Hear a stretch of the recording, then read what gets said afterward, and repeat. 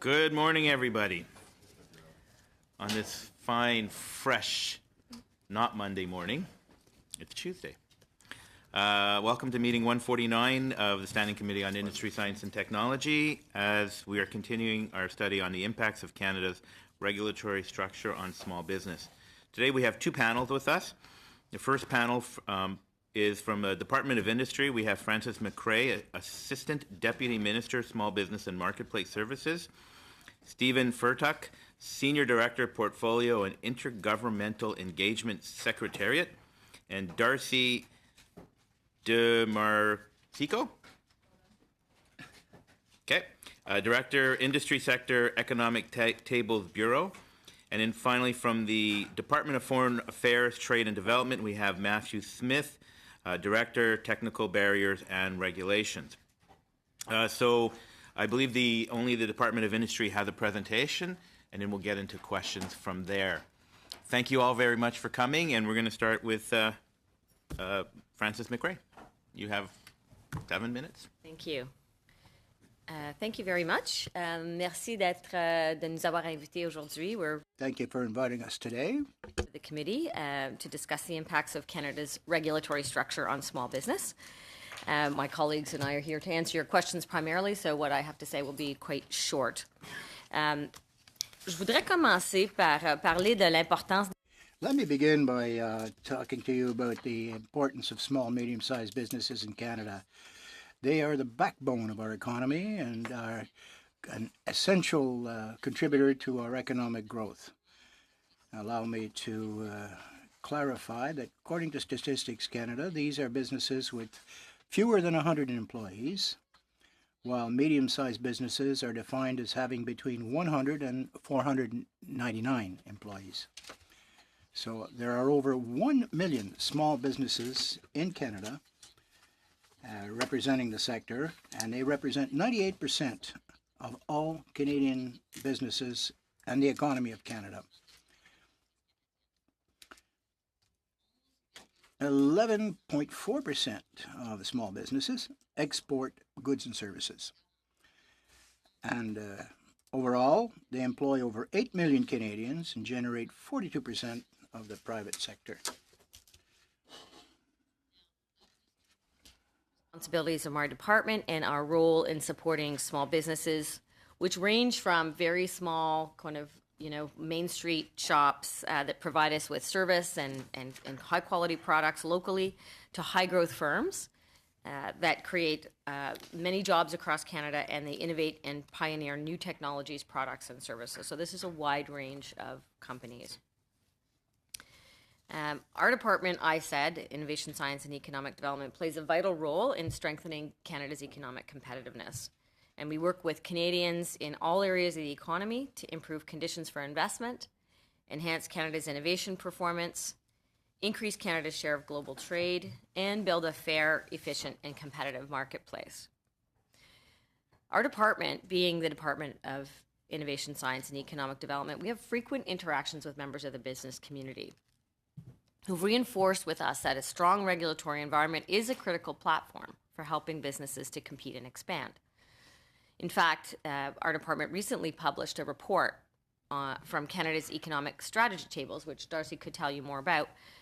And it's a new model for industry-government collaboration, which underscored the urgency for Canada to improve conditions for competitiveness, innovation, trade, and investment in today's global economy.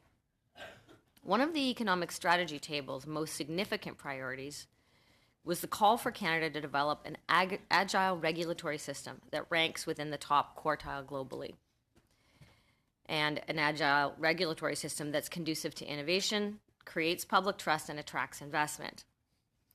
We know that our regulatory system has to be able to keep pace with advances in technology and innovation and reduce regulatory burden while continuing to protect the health, security, and safety of Canadians and the environment. So a number of recommendations came from the Economic Strategy Tables to establish a charter on regulatory agility with built-in reviews and accounting for the cumulative impact of regulations and competitiveness, an innovative and competitive regulations council for high-growth sectors, and pilot projects to keep innovation going, supported by a hub to develop the best practices and share them. Now, in the 2018 Fall Economic Statement, these recommendations were cited as a rationale for the creation of a dedicated external advisory committee on regulatory competitiveness and a Center for Regulatory Innovation.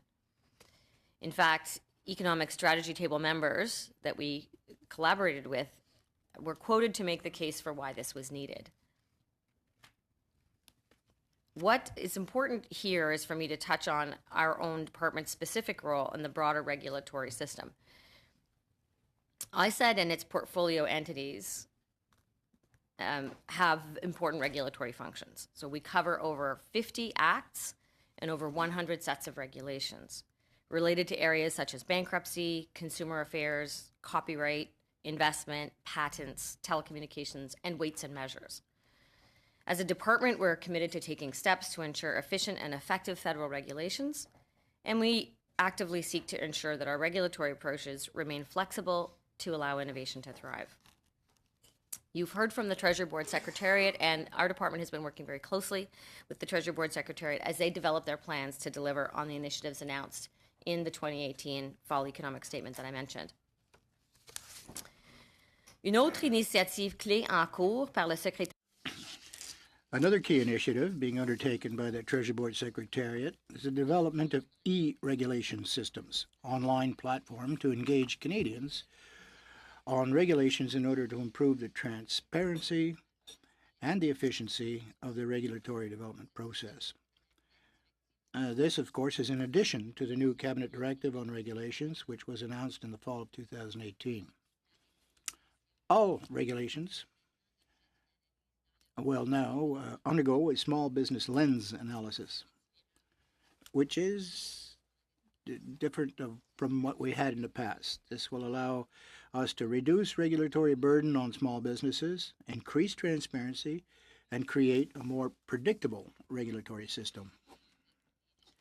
Treasury Board Secretariat, and that we're working on with them, are well placed to strengthen Canada's regulatory framework while addressing rules, requirements, and processes that are outdated and unduly burdensome for businesses. I should also add that other federal government departments and agencies are also working to transform their service delivery into more modern, timely, and integrated experience for business, which is important when we talk about reducing burden for small business, especially those small businesses that are not the kind of businesses that would have a legal department or an accountant full-time, and they've got to do this work themselves. So the Canada Revenue Agency is improving client services related to telephone services, digital services, and information technology infrastructure. Employment and Social Development Canada is modernizing its service delivery, beginning with employment insurance. And Public Services and Procurement Canada's efforts to transform the way it serves small business through a new electronic procurement platform will help small businesses and entrepreneurs better access opportunities to work for government. There are a number of things that our department is also leading to reduce the burden for small businesses, and I'll just touch on those briefly, and then we can turn to some questions. We know that digital services for business, making them client-centric, really helps introduce operational efficiencies, not just for businesses, but also for us as a government. We are working on communicating better, explaining and streamlining our processes and services in a different way. And one of the things that I wanted to point out to you is the new platform that we have for small businesses called Innovation Canada. And that platform actually enables entrepreneurs to be matched with the right programs and services, not just from the federal government, but also from other governments in provinces and territories. And we're also making it easier to register a company through registration in our multi-jurisdictional registry access system. Now, what this is right now is that if you operate a company in British Columbia, you have to, and you want to expand into Alberta, you have to register separately in Alberta through the Registrar of Corporations in Alberta. What we're working on is, with the provinces and territories, is a system that will allow the information in any of the registries to be leveraged by the other registries. And so that work is underway now, and what that will also allow is for robust business searches across the registries, and it will streamline extra-provincial corporate registration and reporting. And you may be aware, this is one of the top 10 irritants that the Canadian Federation of Independent Business talks about, which is multiple corporate registration registries. We're also working on making it easier to protect intellectual property, which is very important for small businesses as they seek to look into exporting. You may be aware that Minister Baines announced an intellectual property strategy last year to do that. Pour terminer, nous sommes résolus à faire du système réglementaire canadien. Conclusion, we are convinced and committed to making the Canadian regulatory system more agile, transparent, and responsive, so that small businesses across the country have the resources and support they need to grow. That said, we understand that additional progress is always possible. The committee does its work. Thank you. Thank you very much. Now to Matthew Smith. I know you don't have a presentation for us, but maybe if you could take a couple of minutes and just tell us about your department, your department, and what you do.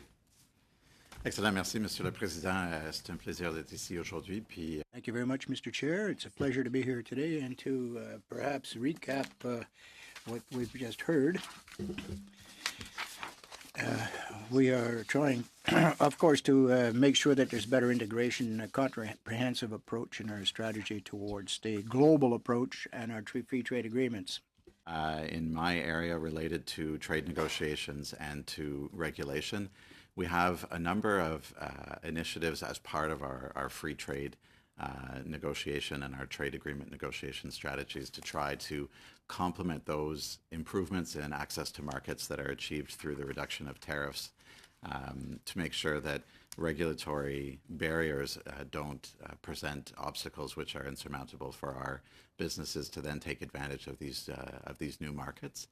So there's a dedicated series of units within the department which work full-time on that sort of an issue, on non-tariff barriers to trade. And as part of our free trade agreements, we have a chapter on technical barriers to trade, which is essentially referring to those types of regulations that can have high compliance costs or which can in fact form a complete barrier to entry to a market for Canadian business. We also negotiate chapters in more recent agreements, which we call good regulatory practice chapters, and those are to set out the types of rules and procedures that we find are common here in Canada and which are built into the Cabinet Directive on Regulation, which Ms. McRae just mentioned was updated in the fall of 2018, and to try to bring that kind of discipline to regulatory development and new regulation making to our major trading partners. And in the case of large trading partners such as the European Union, we in fact have in our trade agreements like the CETA formal arrangements on cooperation between regulatory authorities. And that is designed to ensure that as new regulations are developed that are going to be important for trade between us and our partners, that they can be done together and with a view to trying to avoid unnecessary differences. And so that's the type of framework that we try to put in place to help to complement the reductions in tariffs. Thank you. Thank you very much. And we're going to start with our questions with Mr. Bayless. You have 7 minutes, sir. Chair, I'd like to focus on regulators as it comes to market access. So I've developed some product and I want to get onto the market and I have to go through a regulator. Now, coming from the department, I said innovation, you want to promote that, and that's great. And also the Treasury Board is very much behind having agile regulations, because if we put agile regulations together, that allows us to have innovation. But if I turn to the regulators, Health Canada, Transport Canada, Agriculture, that are the main regulators for market access, they don't have that interest. How do you propose that we get them on board?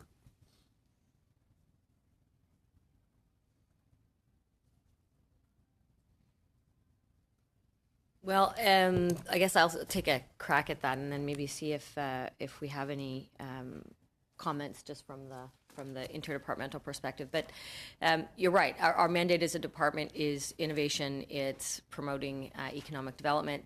I would say that overall, the regulatory process is one that in which we do work together.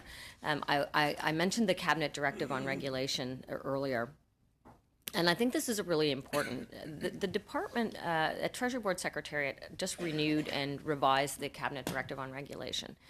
And that Cabinet Directive really applies to every single department that regulates, every single organization that regulates. And it used to be that if you're a regulator and you assess the impact on small businesses of your regulation to be less than $1 million, you would not have to do a small business assessment, essentially, if you had less than, $1 million of economic impact. But that has changed. And so the new directive requires every single regulation to go through a small business assessment. So it doesn't matter the dollar value, so it can be $0 value. So I think this is really important in ensuring that the signal is sent that it's critical that the impact on businesses be assessed, whether small businesses or large businesses. That would be for financial, and I understand that for financials. If I'm the regulator for, say, Health Canada or Transport Canada, I'm regulating for security, not innovation, just security. Now, that's not the case, say, in Europe or in the United States, where you have to regulate for security, but also innovation. That's in their mandate. We don't have that. So I understand from my side, you say, rah, let's do innovation. Then you go to them, they say, my mandate is security, period. Should we be looking at changing that to include, like the Europeans and the Americans, to include innovation into the mandate of that regulator? Not the ISED mandate, but say the Health Canada, Transport Canada, Agriculture. Yeah, it's an interesting question, and it's an interesting idea. Maybe I'll turn to Stephen and see if you can comment on, and I think Darcy may have some views on how the economic strategy table saw that specific question. You raise a very important question. When it comes to regulators themselves, often in their departmental legislation, it might not be the case that it's specified that you shall regulate in the interests of economic efficiency and so on. However, as Ms. McCrae noted, the requirement for this cabinet directive, it in fact applies to all of those regulators, irrespective of whether in their specific legislation there's a I understand that. Would it be worthwhile for us to go to the departments and put it into their mandate as well?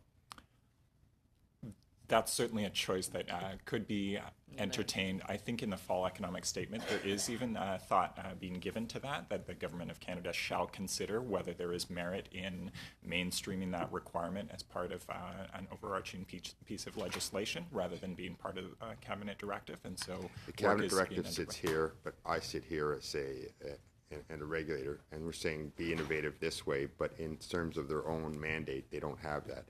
Would it be valuable for us to have them written into those departments' mandate that you must take not simply economic impacts, but also innovation, specifically innovation, to drive agility?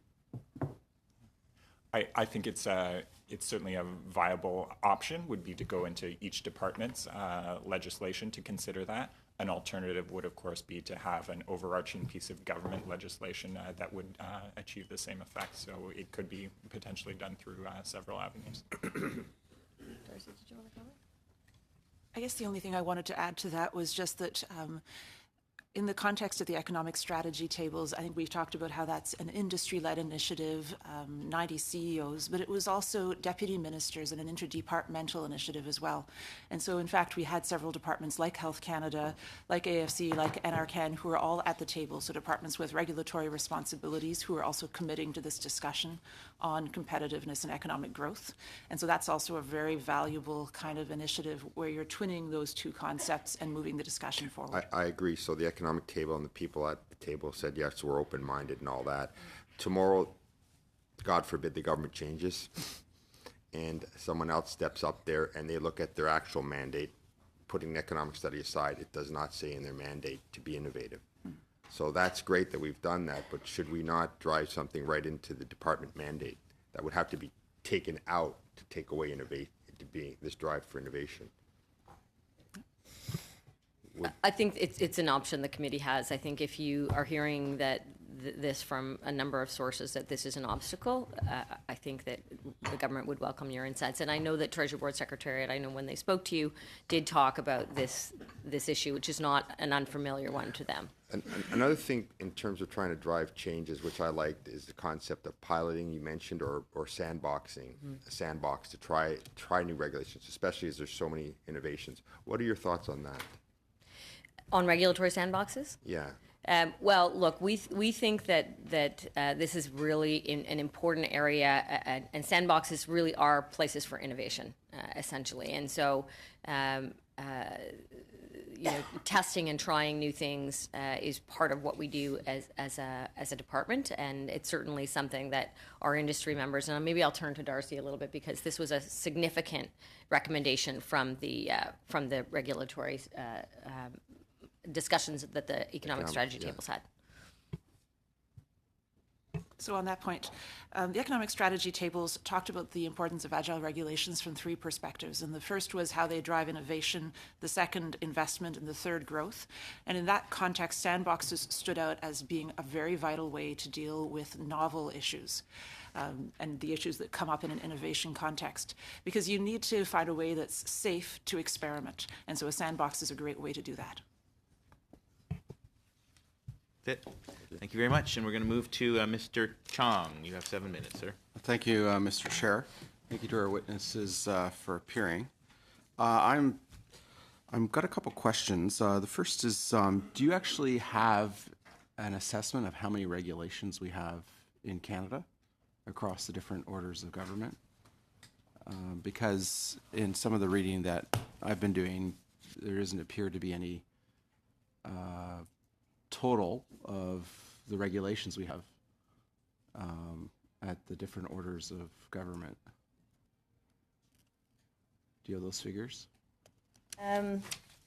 We do have an assessment. We have the federal regulatory system assessment. I do not believe that there is a comprehensive federal, provincial, territorial one, but I'm going to no. But we do have on the federal side. Yeah, but you don't have numbers for federal, for provincial, municipal governments. No. Okay. If you had those might be useful for the committee, because if we're going to help Canadian competitiveness, then it'd be useful to have an analysis of how many regulations there are, obviously at the federal level, but also at the provincial and municipal level. I'm somewhat. I've been on and off this committee for for 15 years, and so this is sort of the third time the government has undertaken, broad sweeping initiative to undertake regulatory reform. I remember in 2004 we had the Smart Regulations Initiative, and then in 2010, 2011 we had the Beyond the Border and Regulatory Reform Initiatives with the establishment of the Regulatory Cooperation Council for a number of areas of regulatory reform, and now we have the latest cabinet directive on this. So but if you look at the data, we continue to slip in the rankings when it comes to regulatory burden. According to the World Economic Forum, Canada now ranks 38th out of a list of countries in terms of regulatory burden for business investment. And so that's despite all these initiatives that we've been having. So I guess my question is, why is that? Why are we slipping? Is it a lack of political leadership? Is it some other reason? Why are we slipping despite all these initiatives to reduce the regulatory burden? Well, maybe I'll start, and then Stephen can talk a little bit more about the overall environment. I think the reality is it's a shifting environment. Regulations change all the time, and countries change their regulatory regimes all the time. The technology has made things quite different, whether it's compliance kinds of technologies, regulatory technology. So it's not a static environment. And I would say that each of the initiatives that has been undertaken has gone some way to address the issues. And then, the environment keeps shifting. So I think back to the point about agility that the economic strategy tables made, it's really important that we have an agile system that is able to keep up And so I think that it is a shifting environment, and that agility is the only thing that's going to keep us ahead. Stephen? Certainly. And you raise a good point that looking back over the scope of 15 years, there have been a number of initiatives put in place that have attempted to tackle this issue. And I think if we look back over that period of time, there have been a number of improvements and advancements that have been made. Certainly some of the frameworks in place, they have been improved upon and updated, whether it's the cabinet directive and a number of the other initiatives you identified. Certainly as part of the previous Red Tape Reduction Act, there was a systematic attempt to look at all of the requirements for companies to file paper copies of certain documents and so on, and a wholesale attempt to replace those with requirements for digital documents to facilitate, as Francis mentioned, with the advent of new technologies, to facilitate the streamlining of some of those processes. Over time, we've actually seen some landmark pieces of legislation, including, for example, the Safe Food for Canadians Act, which in the context of Agriculture and Agri-Food Canada and the Canadian Food Inspection Agency, their regime was subject to a complete overhaul, where it's now an outcomes-based act that focuses really on achieving the outcomes of safe food, but not in a prescriptive way, whereas its predecessor very much was saying that the only acceptable way to do inspection of certain products and so on was if it can conform to certain parameters that were very explicit and consequently very narrow. So over the scope of time, there have been some significant changes that have brought greater flexibility to businesses to comply with government requirements in more flexible ways, but there's certainly more work to be done. Darcy, did you want to? No, Mr. Chair, do I still have some time left? 2 minutes. Great, thank you. I think if you look at the data, Canada has low levels of business investment, chronically low levels of business investment, and I don't think it's entirely due to regulation, obviously, but obviously that's one critical element of it. And, if we're going to increase prosperity for Canadians, and, I think one critical component of doing that is streamlining regulation. And, one of the things I would suggest the department needs to take a look at is to do an analysis of provincial and municipal regulation. I don't see how we can achieve a lighter regulatory burden while still achieving health and safety outcomes, unless we know what the provinces are doing and what municipalities are doing, because otherwise you're going to have a situation where the left and the right hand don't know what they're doing. And, because when you look at the levels of business investment we have in this country, we're somewhere around 10% of GDP on a non-residential basis, and that's much lower than our major economic competitors south of the border and across the Atlantic. And so, this is, I think, critically important for us to improve our competitiveness.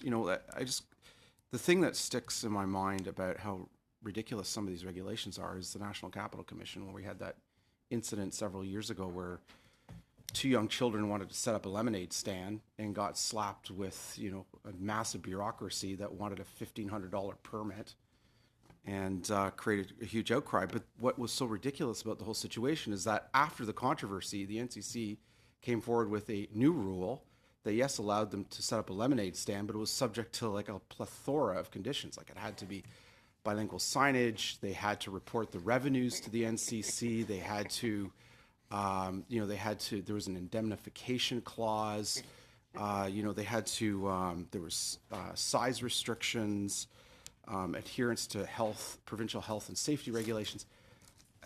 My kids live in Wellington County. They set up a lemonade stand, and we didn't have to go through any of that.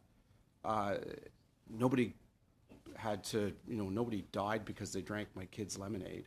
I mean, this happened in recent years. This wasn't like 15 years ago. So we've been through a lot of this stuff in the last 15 years, and yet we continue to slip in the rankings. We don't have a sense of where provincial and federal regulations are at.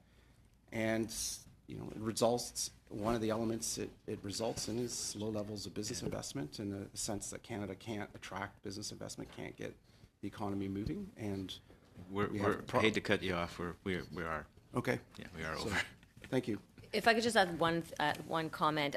First of all, I I agree with everything that you're saying, that really for businesses, and what we hear from small businesses, is the cumulative impact, really, of compliance. So I think what you're saying is important, that businesses don't really focus on whether it's a federal or provincial or municipal requirement. They have to deal with all of it. So I think I would just say that Minister LeBlanc is working hard on interprovincial and kind of interprovincial barriers to trade. The one I mentioned to you earlier about the corporate registries is one of those that we are working on to try to reduce that burden across the system with provinces and territories. And there are a number of other examples like that. But you're absolutely right that these are, the cumulative impact is definitely something that we are concerned about. Thank you. Thank you. We're going to move on to Mr. Massey. Thank you, Mr. Chair. I apologize for being out. With regards to some of the, I guess the businesses that we've heard from in the representatives, is there kind of like a working group that can be created, or is there thoughts of something a little bit different that, in the approach-wise that's been done in the past? I don't know, the term that they continue to use is red tape and so forth. But can you elaborate on whether or not there can be some type of a different approach? They've offered suggestions of what's been done in British Columbia and a few other places. Just your thoughts on that and how your department would kind of respond to that suggestion. Well, I guess I would just point back to the Fall Economic Statement, where we did talk about the establishment of a Center for Regulatory Innovation, and I think we do see that that kind of an organization would be looking at best practices, whether they come from international jurisdictions or Canadian jurisdictions or different federal departments. That's the idea, is that we build on best practices. I think some of the efforts in some of the Canadian jurisdictions are starting to show some results, as you would have heard, and those would be things that the federal government would want to be looking at. And I think Treasury Board Secretariat, with its work with the provinces and territories more broadly, is well placed to be able to pull that in. Yeah, and I'm not sure about, like, I know Ontario is now talking about another one. Like, it seems to be ideologically driven as opposed to anything else, because they haven't really kind of outlined a plan, but it still is something that they want to go after. It's not a negative criticism in terms of the ideology where it comes from, but it's like, if you want to create a regulation, you got to get rid of, I think it's 2 or something like that or whatever. It's just kind of an equation, but British Columbia has moved on that too. So there will be, I guess, am I understanding that there will be a review of these that would include those best practices and from other jurisdictions, and I think they're looking for something concrete, I think, to come back.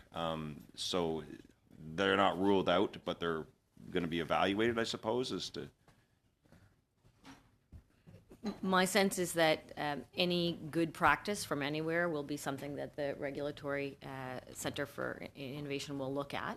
I would just say that just on the some of the things we hear from businesses around the one-for-one rule, for example, you have to be a little bit careful, because sometimes you can take out a very easy rule and add a very burdensome rule. Yeah. So the numbers don't necessarily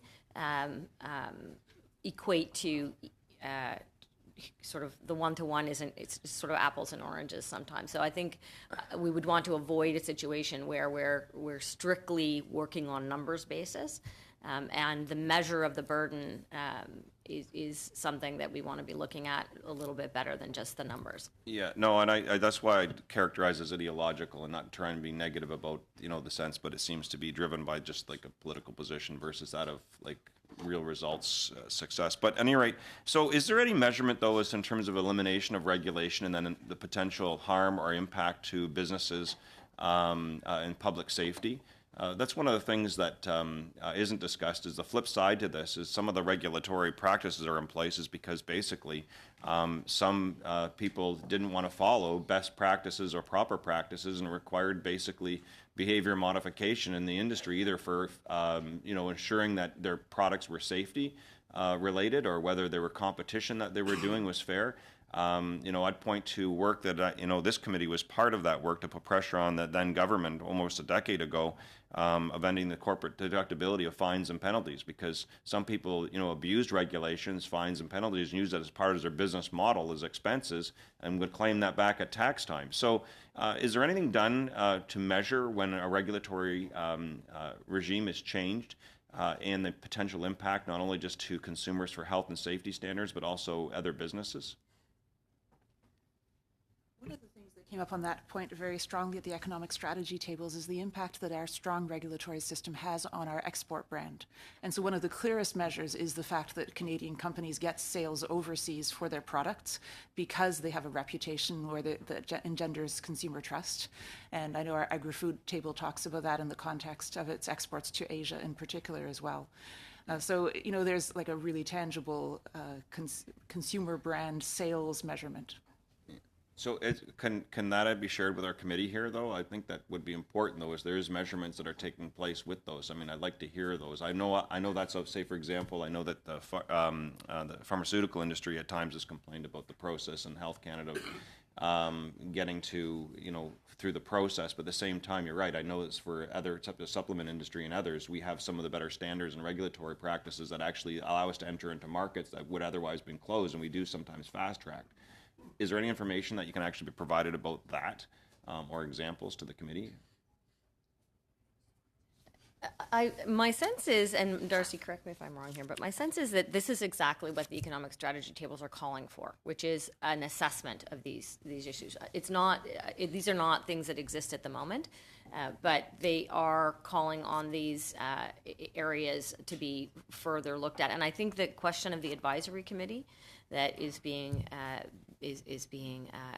been committed to will help us really refine what it is that we need as kind of first steps to assessing the balance of all these factors. Clearly, I think it's important, and we all as Canadians value the attention that's paid to health and safety and environmental regulations, and it's really a question of what the right balance is, and that's why the sandboxes are so important, because you need to be able to experiment in a space where it's safe and it's contained, so that you can understand what potential impacts might be on all the various factors that we need to balance. Yeah, and that's why I know that I'm probably out of time, Mr. Chair, but I mean, yeah, there's everything from energy drinks to so forth, that these new emerging products that have significant health consequences, and it's a balance in that.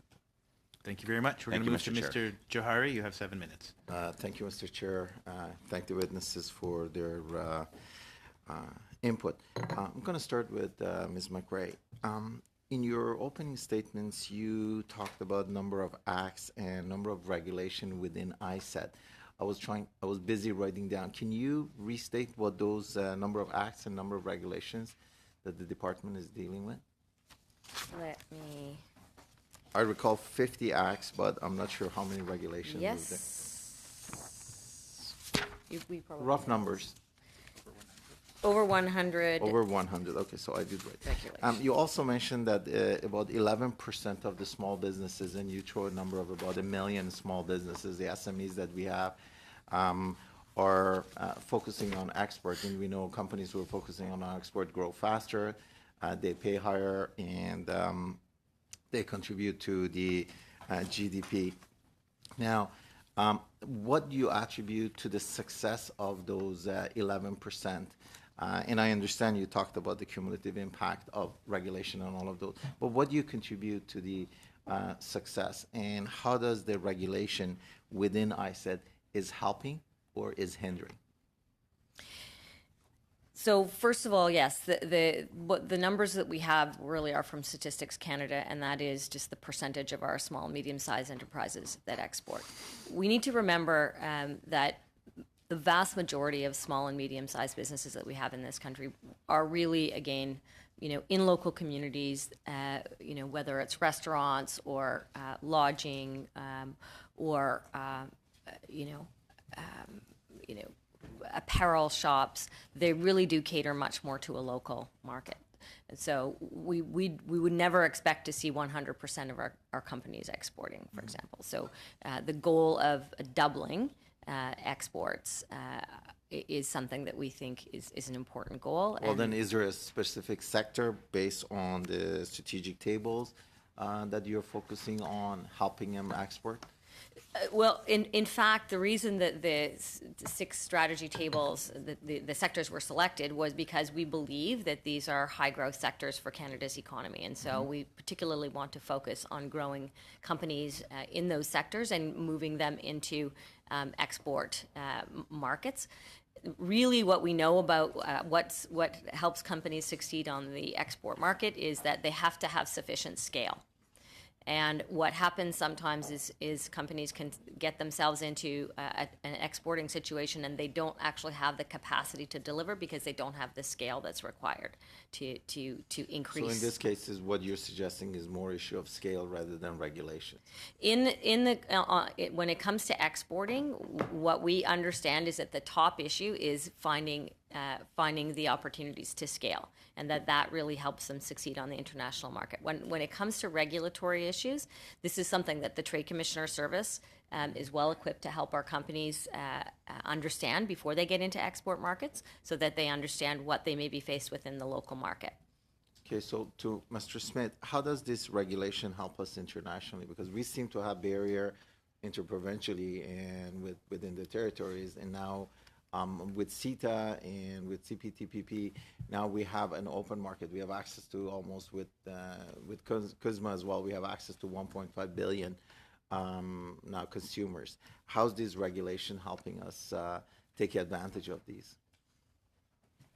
Well, as Ms. McRae was mentioning, the Trade Commissioner Service is well positioned to work directly with Canadian businesses who are interested in getting into other markets. And a lot of the concerns that are reported back to the department from clients are that indeed finding access to customers, matching with demand is a big part of gaining access to the markets, and so are overcoming some of the basic things that you would always expect dealing with shipping and customs clearance. And there's a great deal of direct service that you can get, and the Trade Commissioner Service is free to Canadian clients who are able to work with it to get into a lot of different markets. And it's a very good time, as you mentioned, with all of these new access to markets opening up through the trade agreements. And from a regulatory perspective, we have set up rules to try and create a predictable framework for business from a regulatory perspective, so that when our big trading partners are developing new rules that could have an impact on Canada, we've had them agree in whether it's CUSMA, CETA, or CPTPP, to a set of rules that says they need to give an opportunity for Canadian businesses and the Canadian government to participate in the development of any new rules, so that we can provide our perspective on how they can be less impactful and less of an obstacle at an early stage. And there are transparency requirements to make sure that they provide drafts of any new rules that would affect Canadian trade well in advance of the rule coming into place.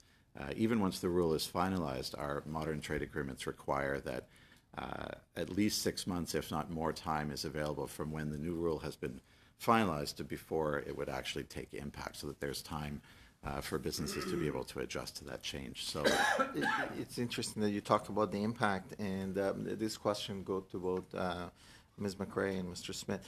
How do you measure the effectiveness of the regulations that's in place? What is the review process? Because I asked that question from the Treasury Board, and they said, hey, look, what we're suggesting is that departments should look into developing regulations and making sure it's streamlined and there is a measure in place, etc. So I couldn't ask that question from the Treasury Board. I'm asking, how do you measure the effectiveness of this regulation? Is 100 good? Is 100 too many? Is 100 too few? And what regulatory review do you conduct? And how do you measure the effectiveness of these regulations? I only got 15 seconds. So. Well, I think it's safe to say that the Cabinet Directive does provide a framework for everyone to be able to understand how it is they're supposed to develop regulation and then review regulation. I think one of the things that we see, and I'll speak to the effectiveness point for a moment. Sometimes we have legislation in some cases that can be quite prescriptive about the type of regulation that you can have. So they can be quite prescriptive that then forces you into kind of some fairly prescriptive regulations. I'll give as an example some of the regulation around the Weights and Measures Act. So the Weights and Measures Act is really, in fact, in some areas, forces companies and forces us as a regulator to maintain paper-based processes, because it's written into the legislation, which is why the Regulatory Modernization Bill, which is an annual process that the government announced, is a really good idea, because what it will do is it will allow us to clean up some of those outdated and irrelevant requirements that kind of push people to maintain old processes and old ways of doing things just because it's written into the legislation. So when we talk about effectiveness, effective, it depends on how we define effective. When we talk about effective, obviously we have environmental, health, safety regulations that are effective. You're both out of time. Grow. Right. So that depends. So you're absolutely right. So effective, though, in the concept of government regulation is a much bigger concept. Thank you. Sorry, we're going to move to Mr. Lloyd. You have 5 minutes. Thank you. So my question is mostly for you, Mr. Smith, in your role with Canada's trade and foreign trade and development. And it seems like what I've observed, that there's obviously countries creating non-tariff barriers, which are creating issues for our exporters. But then we also seem to have a lot of self-inflicted wounds through our own regulatory practices, which are eliminating or limiting our ability to export products abroad. And we will have the Seed Trade Association, excuse me, and the Canadian Cattlemen's Association presenting at the next round today. So I wanted to kind of get some questions off the bat, particularly around citric acid washes. And I was wondering, could you give us an update on where we are at? The European Union will not accept Canadian cattle, beef carcasses and pork carcasses that have been washed with citric acid or vinegar-based solutions. Where are we at in getting that non-tariff barrier removed by the European Union? Thank you for the question. I can say that the Canada-Europe agreement, the CETA, includes a number of different mechanisms to deal with the reality that there are a great many regulations of interest to Canadian business in the EU. Certainly in the space of a lot of our big agri-food exports, including beef, but there are other meat exports from Canada which face regulatory barriers in the EU as well. We have set up and built on the WTO rules which already exist for non-tariff barriers related to health and safety for plants and animals, but also for larger industrial kind of goods and products. There's a dedicated place to raise those issues in a way between Canada and European officials where they can be discussed in a dedicated forum, and certainly that's the kind of place where we bring the type of concern you mentioned about the differing sanitary, phytosanitary practices for meat. There's also a regulatory cooperation forum which has been established. So this is the first time that you have a regulatory cooperation element right into a free trade agreement. Now, are you aware, does the Canadian Food Inspection Agency have anywhere in their mandate to assist Canadian exporters, or is their mandate completely cut off from that aspect? I won't say that I'm an expert on the details of the CFIA's mandate, but I can say that they work extremely closely with our department and also with the Federal Market Access Secretariat, which is managed by the Department of Agriculture and Agri-Food. CFIA, in fact, has people who are placed in our network of embassies overseas, including they have staff at our mission to the European Union in Brussels. So they work very directly with federal officials on market access issues to support Canadian industry. Well, that's really positive here because I have a major issue in my constituency with seed potato exports being impacted by, CFIA claims, they found a past 10 years ago. They've never been able to duplicate the result of that find. Okay. And yet that has prevented us from getting trade deals with countries like Thailand for exporting our products. And I'm just concerned that are they working closely enough to remove these irritants that are preventing us from exporting goods in the future? Like, is there where's the cooperation between our federal regulatory agencies to have a whole of government approach to safely maximize our export capacity? Like, is that something that this government is pushing, or is that something that the departments are pushing in this country? Yeah, no, in fact, the recognition that there is a lot of interplay between the work of the Food Inspection Agency here and our ability to access markets overseas has led in recent years to the creation of a dedicated market access secretariat where you have, in fact, the Food Inspection Agency and market access staff from Agriculture and Agri-Food Canada working together with a single management structure to make sure that that focus and that whole of government approach is in place.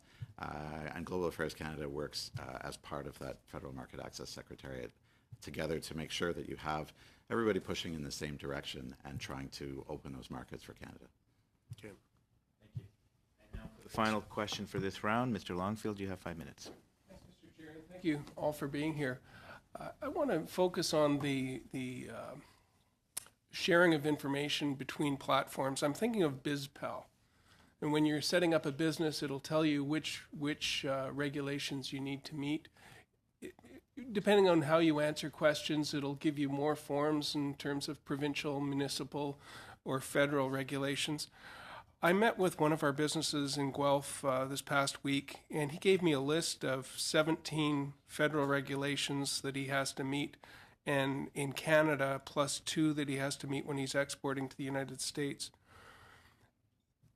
I'm just going to, on the table, when are these regulations due? Annually March 1st, annually March 2nd, annually June 1st, annually December 31st, annually on anniversary of issue, every 6 months.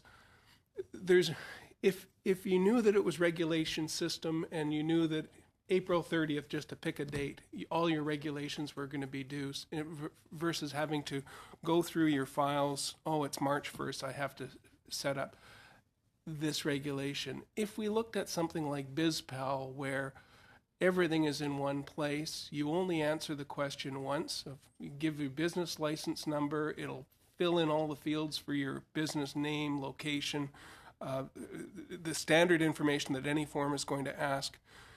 Is it possible to look at sharing data across regulatory, like Regulation 490 on this form and Regulation 833? Is there a way of sharing information across regulations as well as harmonizing the dates that regulations are due for small business to make it easier for them to do their reporting?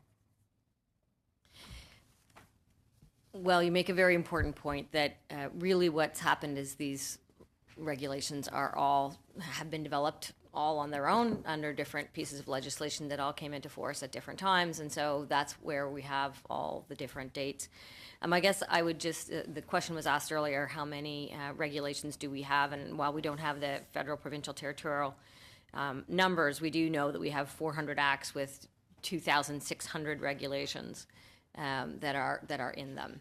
And so I think one of the things that you may have heard about when you were talking to Treasury Board Secretariat is that the new cabinet directive has a number of elements in it, and one of them actually will require departments to regularly review the stock of their regulations. This is, we believe, very, very important for precisely these reasons, that we need to be, and this has to be done with the Treasury Board Secretariat coordinating, because if a department reviews its own stock and then it doesn't see a link to another department's regulation, or an industry that maybe has a lot of different requirements from different departments, then that wouldn't be good. So the whole idea is to get much more holistic about how we look at these things.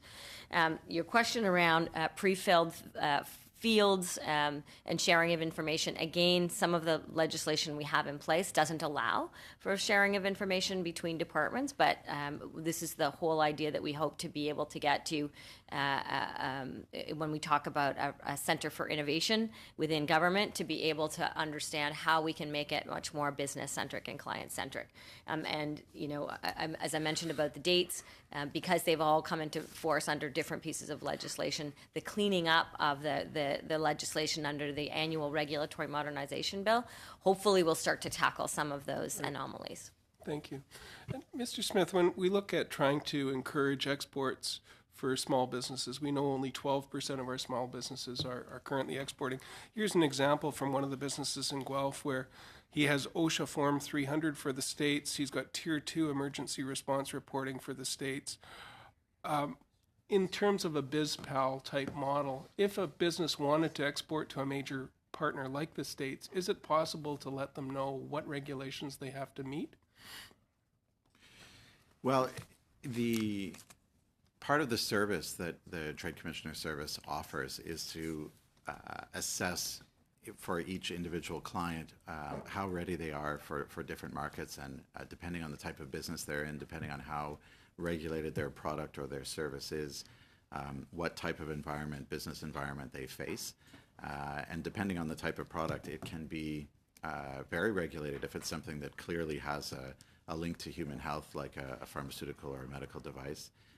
Other products have a much less onerous, perhaps, set of regulations that they need to deal with. And because it varies, as you can imagine, not only between market but by type of business, we really do recommend that people get in touch with the Trade Commissioner Service so that they can meet with someone who is working with their sector and in the market that they are intending to go to. Great, thank you. Thank you very much. And that brings us to the end of this round. We will suspend for 1 minute, very quick, because we want to maintain our times for questions. So thank you very much, and we'll suspend.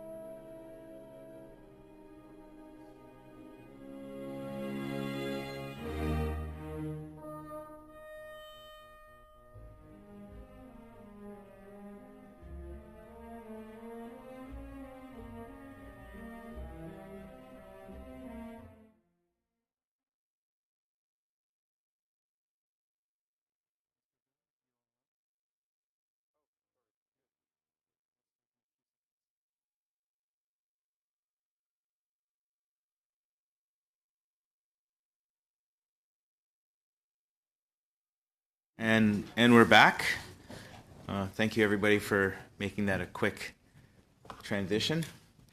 For the second panel, we have with us from, there we are, the Canadian Cattlemen's Association, John Mathvold, Director of Government and International Relations, Brady Stadnicki, Policy Analyst. We have from Silver Valley Farms, Ray Biln, General Manager, all the way from Maple Ridge, British Columbia. I seem to know that place. And we have from the Canadian Seed Trade Association, David Carey, Executive Director. We're just going to get started with the Canadian Cattlemen's Association. Thank you, everybody, for being here today. I do have to point out that we had technical difficulties. So Mr. Biln is on an actual landline. Yes, we have those. So there won't be a video portion of that. We're going to start off with the Canadian Cattlemen's Association. John Mathvold, you have up to 7 minutes. 7. Great. Thank you very much, Mr. Chairman. And we appreciate the invitation to provide input into the committee study. I'll try that without the glasses. Canadian beef production sector is comprised of 60,000 beef farms, ranches, and feedlots, and is a major economic driver with a significant multiplier effect in the Canadian economy. In 2017, the beef cattle industry generated $8.9 billion in farm cash receipts and contributed $17.2 billion to the Canadian GDP. A 2011 study found that for every job in the beef sector, it yields another 3.56 jobs elsewhere in the economy. And for every dollar of income received by workers and farm owners, another $2.08 is created elsewhere. Agriculture and food manufacturing represents one of Canada's biggest global economic opportunities. World population growth estimates will require a 70% increase in global food production by the year 2050. We are eager to capitalize on this opportunity and exceed Canada's target of $75 billion in agri-food exports by 2025. But in order for the Canadian beef industry to be competitive, it's necessary to have a regulatory system that supports the industry, encourages innovation and efficiency, and doesn't add unnecessary costs. I want to outline 4 principles that we see as necessary for good regulation. The first, we see a risk-based scientific regulatory system. In achieving its mandate to ensure public health and food safety, to protect animal health and welfare, and sustain the environment, we believe that government regulations must be based on appropriate management of real risks and an accurate analysis of the costs and benefits of the regulations. Canada must maintain a science-based approach to regulatory decision-making to provide industry with a predictable, credible, and consistent, transparent regulatory environment. Recent regulatory proposals in Canada have included potential changes that our industry believes are not rooted in scientific evidence. A couple of examples of those would be Health Canada's proposal for front-of-package labeling regulations, and at CFIA, the proposed amendments to the health of animal regulations, humane transport regulations, they're sometimes called. Second principle is that government should pursue flexible outcome-based regulations. We encourage an examination of how regulatory approaches can be made outcome-based. This is important not only to ensure that we achieve best results, but also to support new and more efficient approaches to achieving regulatory objectives. An outcome-based approach will require a significant mindset shift, as well as additional training for current regulators. Another priority for the beef sector is ensuring that service standards are based on the speed of commerce. In one recent case where we sought guidance, regulators advised that we would have a decision in 100 days. That's far too long a service standard, maybe about 95 days too long, and becomes a serious impediment to our capability to service new market opportunities. Third principle, government should ensure that regulations enhance competitiveness and support innovative products and inputs. It's imperative that Canada's beef industry has access to competitively priced inputs and that the business environment in Canada supports the development of new, innovative inputs. This is particularly important as Canada is a relatively small market which can in itself be a disincentive for companies to pursue commerce in Canada and register new products.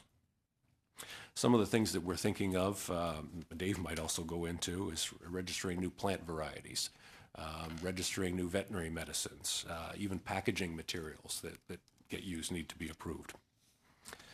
Regulatory oversight and delivery is also a vital input for food production sector.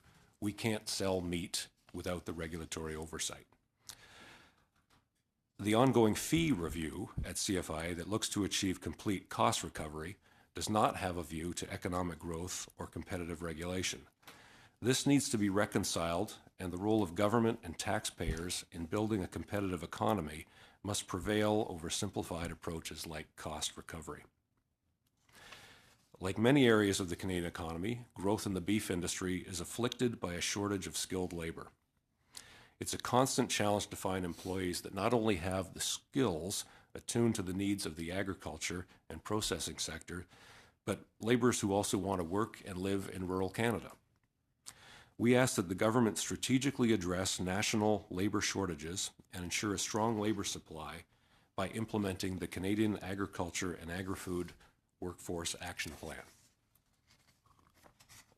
That action plan includes changes to make the temporary foreign worker and immigration processes more efficient and to facilitate permanent immigration status.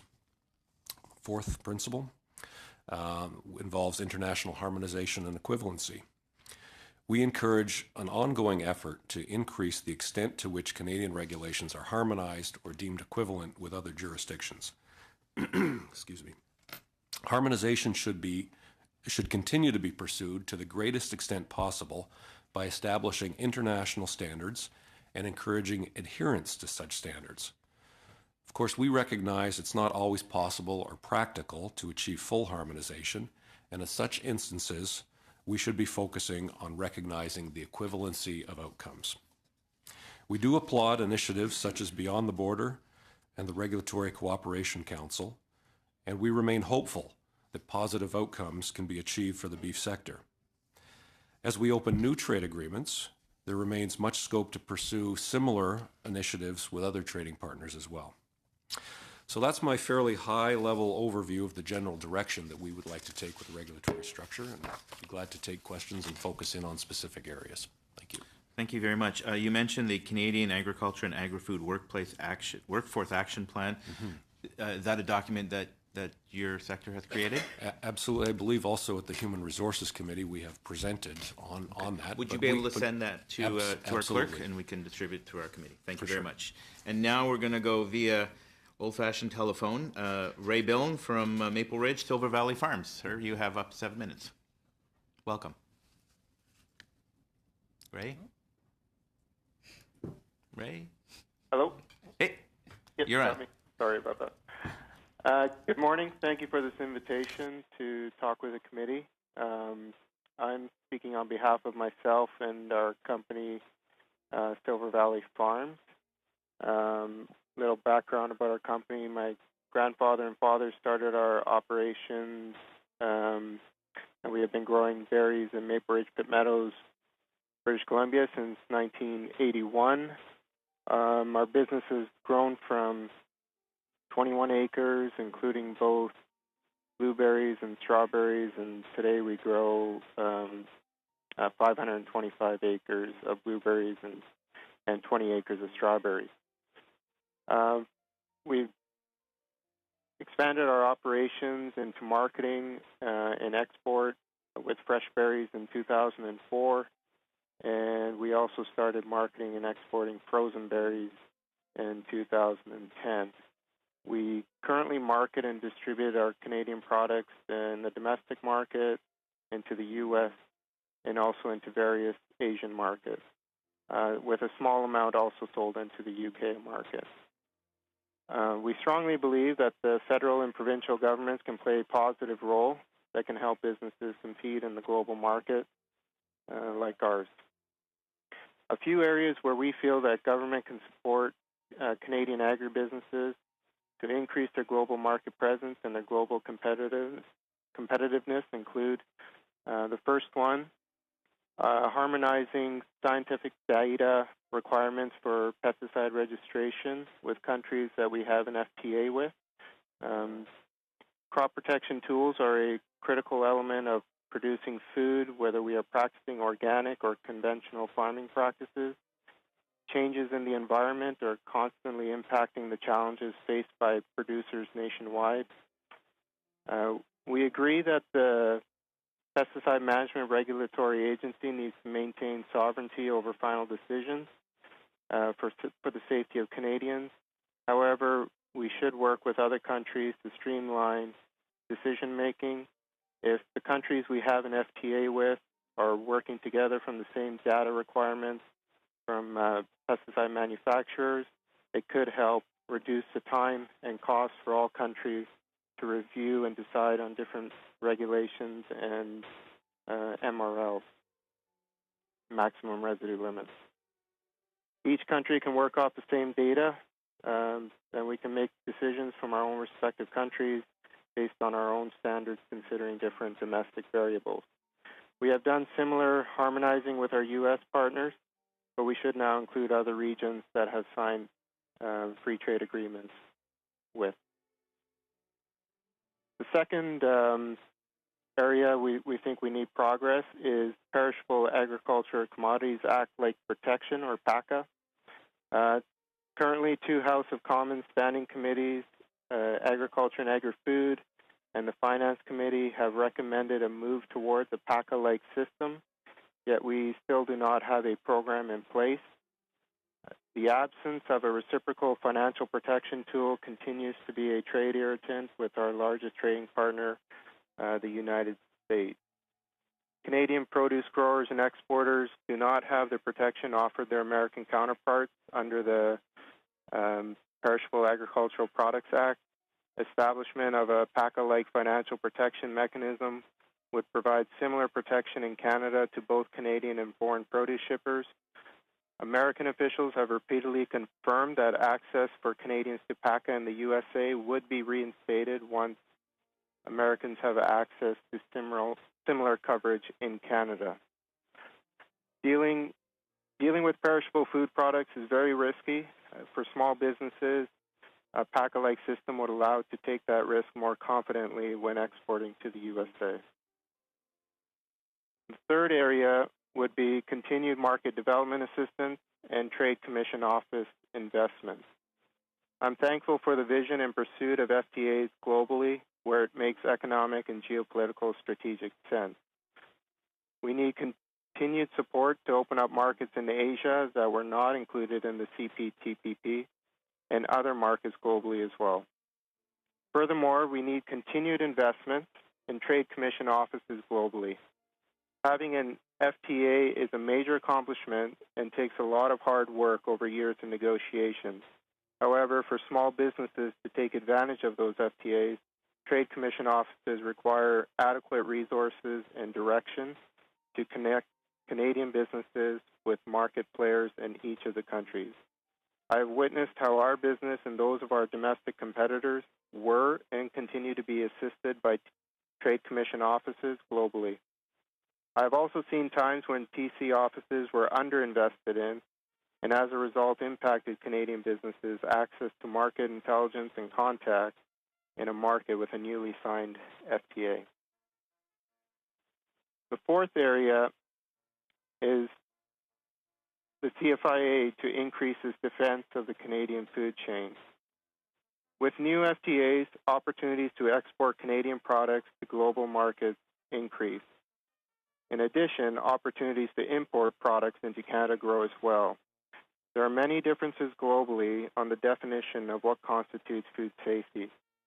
Canadian producers are held to a very high standard by domestic standards and regulations. CFIA should be given the direction and resources needed to ensure that all imported products into Canada also meet those same standards that we produce to. The fifth area where we feel the government can continue support of agri-food business is investment in higher education and skills development. The agriculture sector is a growing and dynamic sector of the global economy. If the Canadian government continues to value the food industry, more needs to be done to build higher education programs and skills that the domestic food industry can count on for growth. Companies are having to rely on foreign nationals to fill their food technology vacancies, the management of their food operations, farm practices operations, food safety programs, and information technology research and development. Domestic education and training programs have not been producing these key people that are required for the agri-food industry in the numbers needed to support growth. Lastly, where I feel the government can support industry is to stay ahead of the curve. Markets are changing, climate is changing, consumers are changing, geopolitics have not been this uncertain in decades. Our government and private businesses need to work together in a much more unified manner to remain globally competitive. There needs to be constant dialogue to discuss those challenges, and decisions will need to be made in a much more timely manner than we have been accustomed to in the past. Thank you, Mr. Chair. That includes my opening statement. Thank you, Mr. Bill. And now we're going to move to the Canadian Seed Trade Association. Dave Carey, you have 7 minutes, sir. Thank you, Mr. Chair. On behalf of our members, appreciate the opportunity to be here. Just start by saying echo a lot of what both John and Ray have said here this morning. CSTA, for short, is a not-for-profit trade association made up of more than 130 company members, engaged in all aspects of seed, from research and development to production, processing, and domestic and international sales. The seed industry contributes $6 billion a year to the Canadian economy, employs more than 60,000 Canadians with exports of more than $600 million. Our members also do approximately $171 million in domestic research and development annually. Our members range from small family-owned companies to large multinational firms operating in over 50 different crop kinds.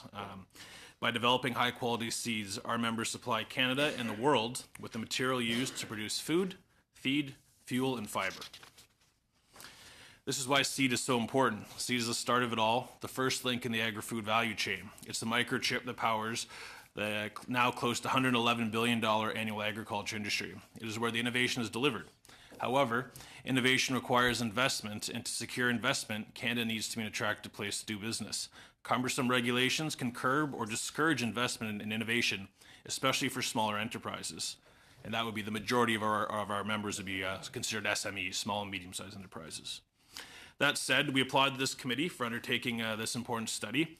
And you know, much in the same vein as John, I'd break our members' major barriers to innovation into three.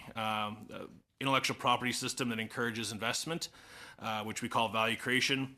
A clear path to market for the commercialization of new plant varieties, which we call plant breeding innovation. And then continued access to crop protection products, you know, essentially protecting the seed once it's planted in the ground. On average, it takes 7 to 10 years and millions of dollars to develop just one cereal variety. We're pleased to see the ongoing Agriculture and Agri-Food Canada and Canadian Food Inspection Agency consultation on the plant breeders' rights regulations. The proposed amendments would ensure the long-term sustainability of both public and private breeding. This is value creation with a robust intellectual property system. The current regulatory system for plant breeding innovation, known as the Plants with Novel Traits system, lacks clarity, service standards, and is excessively expensive for smaller and medium-sized companies. There are multiple stages for the pre-market assessment of new plant varieties, and these are managed by 2 different departments within CFIA and another within Health Canada. The complexity and length of the pre-market submission process increases the cost and administrative burden on small organizations. Plant breeders need a clear regulatory path to market to bring their innovations forward. Canada's globally unique PNT system has served us well for the past 25 years, but will, in the future, curtail crop innovation if enhancements are not made. The case-by-case approach used to determine which new varieties are subject to pre-market assessments causes great uncertainty for the plant breeding community. They cannot be sure if their products require approvals, and if so, how much this will cost, what data they will need, and how much additional time it will take to do field research and obtain the necessary approvals. A recent study of Canadian plant breeders done by the University of Saskatchewan indicates that nearly half change or scale back their research and development activities in Canada to avoid falling under the Canadian PNT regulations. Moreover, 20% of varieties regulated in Canada are not regulated anywhere else in the world. The advent of new breeding methods, such as gene editing, will amplify this problem. They're examples of products being commercialized in the U.S. or elsewhere where regulatory regimes for plant breeding innovation are clear. We're pleased to see that Minister McCauley has tasked an industry government technical working group to discuss how the PNT system is delivered and how they can be approved. And CSTA does have a seat on that committee. Given Canada's reputation for high-quality agricultural products, we should be championing and encouraging the adoption of the newest tools that will drive innovation in seed and grain. Tools like gene editing can bring new varieties to the market faster and lower costs than ever before. By providing a clear regulatory market, this will allow for us to continue to invest in new plant varieties. This will also encourage smaller enterprises to engage in plant breeding. This in turn will enhance competition in the marketplace and ultimately increase the choices available to farmers to produce for the world. Lastly, once the seed is in the ground, farmers need access to the best chemistry to ensure that every seed planted results in a successful harvest. On this subject, we echo the comments of our partners, the Canola Growers Association, where they state that while health of Canadians and the environment must remain paramount, evaluations of pesticides should consider the economic impacts they will have on farmers and small businesses. Changes to the Pest Management Regulatory Agency of Health Canada are needed, and we are pleased to see that consultations on this subject are also underway. Thank you for the opportunity, and we welcome any questions. Thank you very much, and we're going to go right into our line of questions. Just a reminder, as we have somebody who's on the landline, could you, if you're going to address your questions to Mr. Biln, just state your name and the party that you're with so he knows who is addressing him. We're going to start off with Mr. Longfield. You have 7 minutes.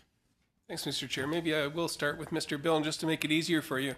Lloyd Longfield from the Liberal Party. I'm also sitting on the Ag Committee. I feel like I'm at the Ag Committee this morning, which is very cool, because we are looking at how do we support farmers as small business people, and looking at the organic industry in particular, where we've invested $300,000 to support Canadian organic standards. I'm wondering, for Mr. Biln, does that impact your farming operation? Are you working with the organic standards? Is that something that will help you to trade into other jurisdictions? Thank you for the question.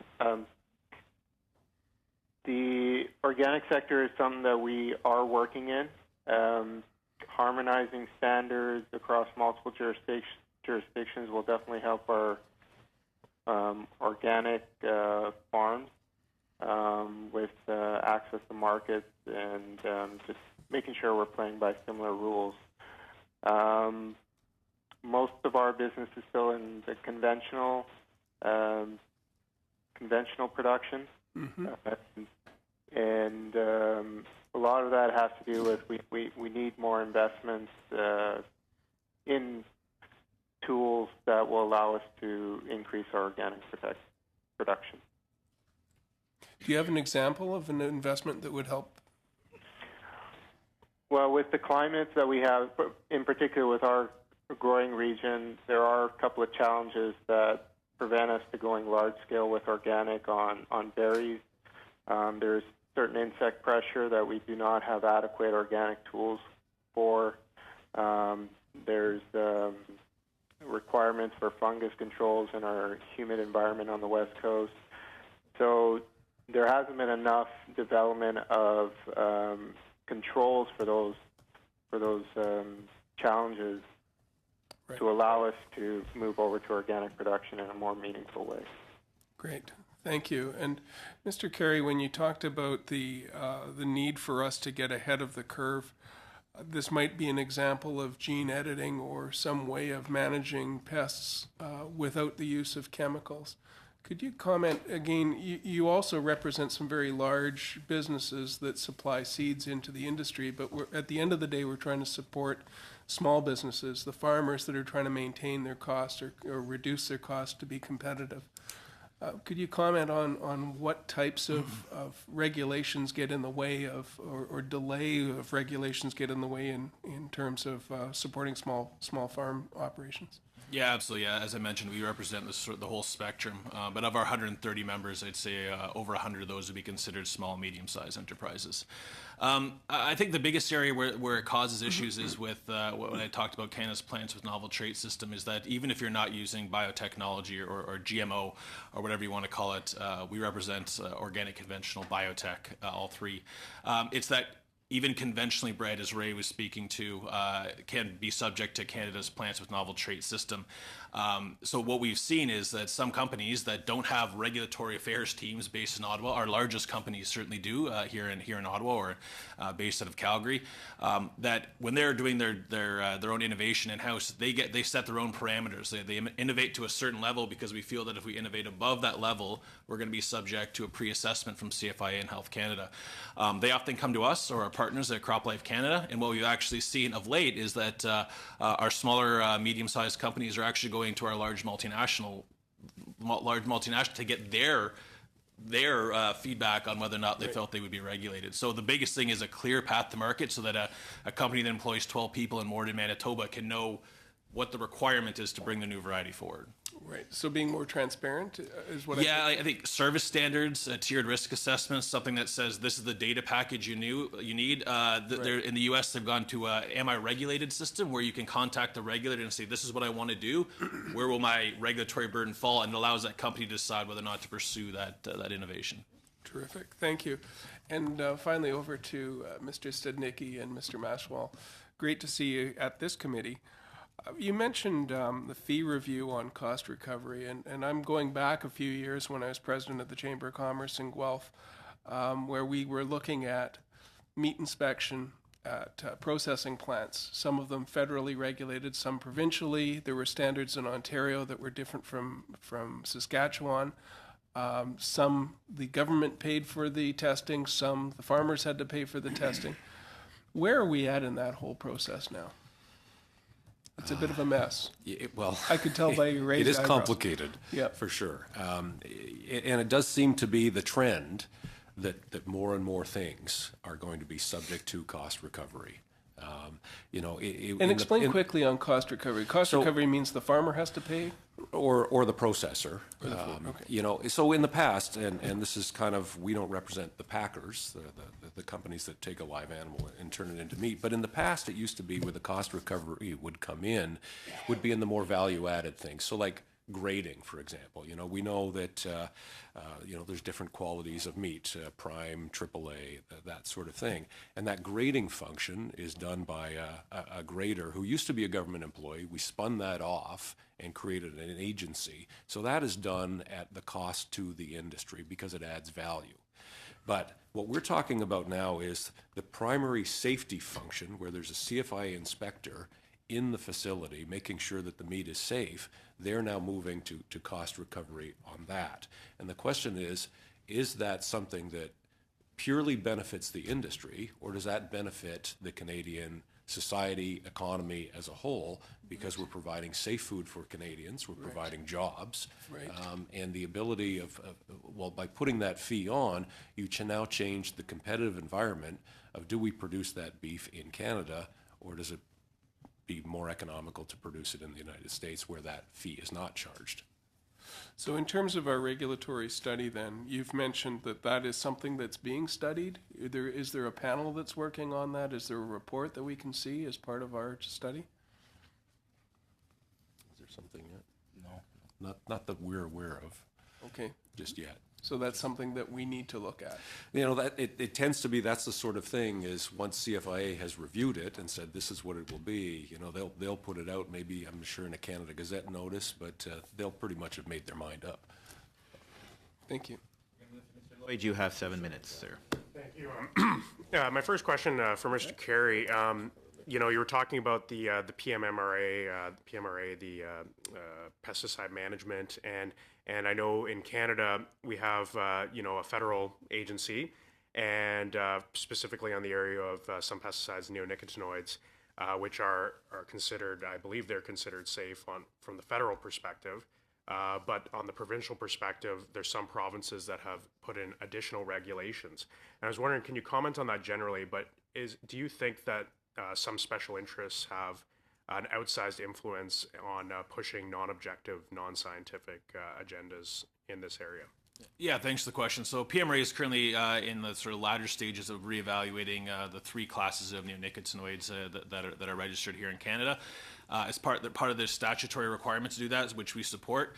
We also have concerns, though, that if the EU, European Union, using a hazard-based assessment bans a product, it sparks a special review in Canada. So now each of those 3 neonicotinoids undergoing 3 different reviews at the same time.